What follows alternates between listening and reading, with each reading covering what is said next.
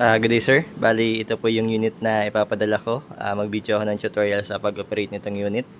Thermostat, ito po ang reading niyan ay 37.4 to 37.8. Maximum na reading na allowed ay 38.0. And then switches, automatic yan sa taas. Nakaset na po yan ng every 2 hours. Wala na kayong gagawin dyan. 2 hours na yan nasa left, 2 hours nasa right. And then, itong manual, left and right, ginagamit siya pagpantay ng tray kasi pagka naka-automatic, nakatagilid yan mag-steady either sa kaliwa or sa kanan. Para madali mag-load ng itlog, kailangan nating pantayin yung tray. So, para pantayin yung tray, gagamitin natin itong manual, left or right. So, left and right ay hindi gagana pagka naka-automatic. Ayan, so hindi po yan gagana. Dapat naka-manual siya. So, i-manual muna natin. And then, either papunta sa kaliwa or papunta sa kanan. So, kung yung tray nyo ay nasa kanan yung mababa, papuntahin sa kaliwa. Kung nasa kaliwa yung mababa, papuntahin sa kanan. So, ito nasa kanan yung mababa, papuntahin natin siya sa kaliwa. So, manual, and then left. So, taas. And then, hintayin lang natin dumaan sa gitna. Ayan, so gumagalaw. Hintayin lang natin dumaan sa gitna. Pagdaan sa gitna, i-off lang natin ito or i-steady lang sa gitna. Itong switch ng left and right. Ayan. So, nasa gitna na. I-gitna ko lang din itong left and right. Steady na siya dyan. Pwede nang hilahin yung tray.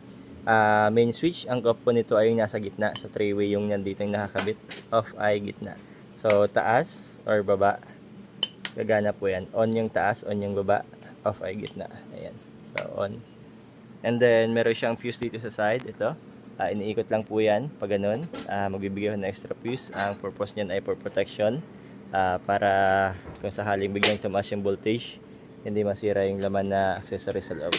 So, magbibigay pa ng extra na pamalit yan. Latch lock, dalawa. And then, ito yung loob. Ang bulb na gamit natin dito ay 50 watts. Dalawang 50 watts. Lagay ng tubig dito sa taas. Ito. Dito siya nakapwesto. And then, setter. Itong setter, pwedeng hilahin.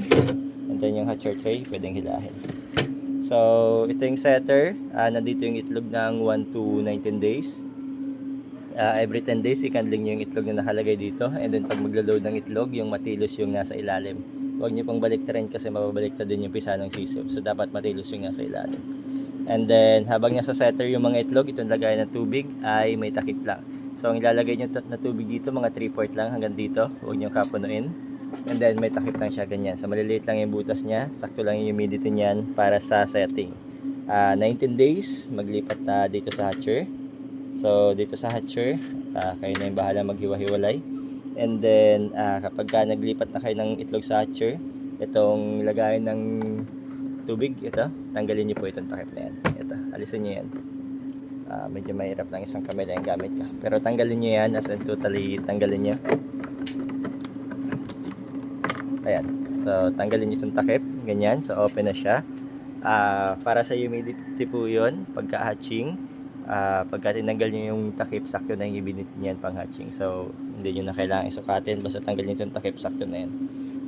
After na mag-hatch, ibalik nyo na lang ulit itong takip para bumaba ulit yung humidity. Kung may time na may laman yung setter, may laman yung hatcher, basta may laman itong hatcher, tanggalin nyo po itong takip.